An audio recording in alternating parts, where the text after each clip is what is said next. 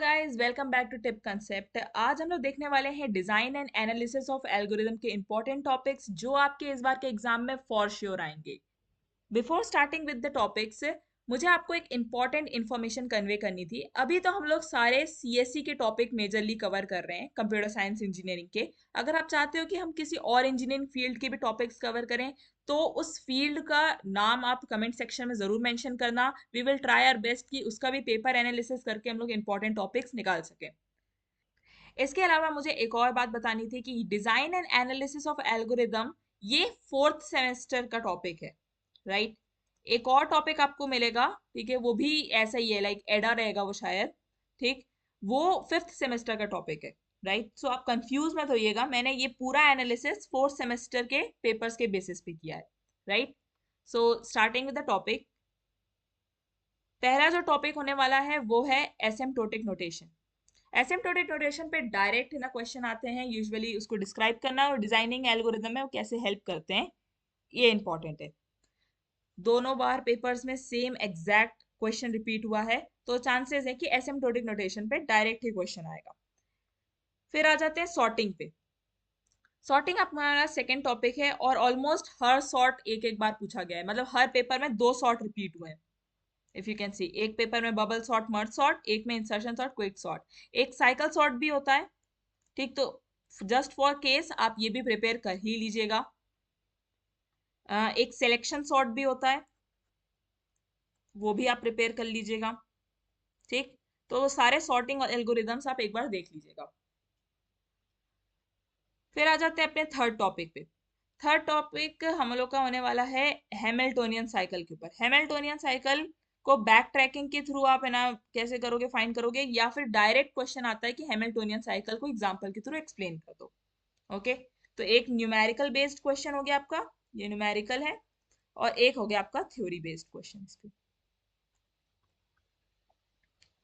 अब आ जाते हैं चौथा टॉपिक, और जो कि बहुत वेराइटी में आता है, मतलब ये चौथा टॉपिक पे आपका अच्छा खासा कमांड होना चाहिए टू सॉल्व द प्रॉब्लम, ठीक है। वो है आपका नैपसैक।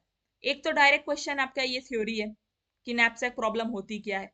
फिर आ जाते हैं आपके न्यूमेरिकल। न्यूमेरिकल में वेराइटी है इसमें, एक आपको डायनेमिक प्रोग्रामिंग के थ्रू सॉल्व करने दिया गया है, एक आपको है ना ब्रांच एंड बाउंड के थ्रू सॉल्व करने के लिए बोला गया है, और एक आपको ग्रीडी एल्गोरिदम के थ्रू सॉल्व करने बोला गया है।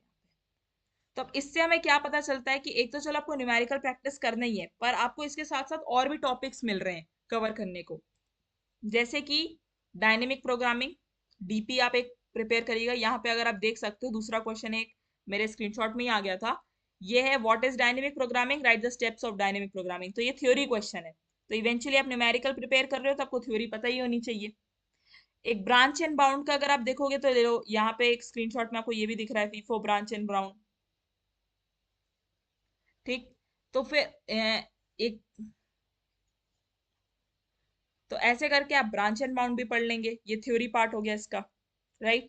ग्रीडी एल्गोरिदम, ग्रीडी एल्गोरिदम के भी आप थ्योरी प्रिपेयर कर ही लेना फॉर प्रिकॉशन, ओके। तो ऐसे करके नैपसैक भी एक है ना बड़ा टॉपिक है जिसपे आपको कमांड होना चाहिए। फिर आ जाते हैं हम लोग एमपी कंप्लीट क्लासेस। ये टॉपिक थ्योरेटिकल है, बट ये हर साल रिपीट हुआ है, एज अ शॉर्ट नोट आता है ये। तो इस पे आप एटलीस्ट बोलते हैं ना 7 मार्क्स का आप प्रिपेयर कर सकते हो अपने अकॉर्डिंग, ठीक है। एमपी कंप्लीट क्लासेस पे हर बार आया। बाय द वे ये देखो यहाँ पे भी आपका क्या आ गया, सेम क्वेश्चन है ये, branch, FIFO branch and bound पूछ रहा है। तो ऐसे करके क्वेश्चंस आप एक प्रिपेयर करने चलोगे, उसके साथ साथ आपके और भी चीजें प्रिपेयर हो जाती है। आपने नैपसैक प्रॉब्लम के लिए प्रिपेयर किया तो आपको ब्रांच एंड बाउंड की थ्योरी भी पता चल जाएगी, ठीक। MP complete classes purely theory question है, ये थ्योरी लिख के आनी होती है इसमें। फिर आ जाते हैं मिनिमम स्पैनिंग ट्री। ये सिक्स्थ टॉपिक है हमारा। मिनिमम स्पैनिंग ट्री पे न्यूमेरिकल ही आएगा, ये प्योरली न्यूमेरिकल है, ओके। इस पे दो ही एल्गोरिदम होते हैं, एक प्रिम्स और एक क्रुस्कल।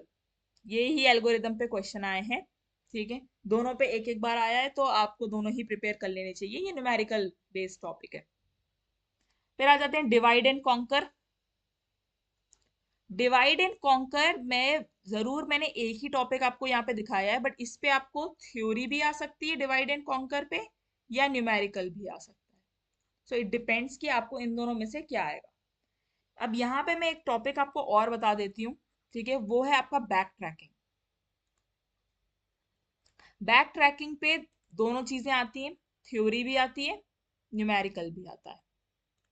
ठीक है, मैंने इसकी थ्योरी का एक जगह पे क्वेश्चन देखा था, एक पेपर पे, दो I don't have screenshot right now. ठीक है, पर अगर आप प्रीवियस ईयर पेपर निकालोगे, ईयर 21 का शायद या 22 का, तो आपको दोनों में, एक में आपको न्यूमेरिकल क्वेश्चन मिलेगा, शायद 22 में न्यूमेरिकल है और 21 में थ्योरी क्वेश्चन है।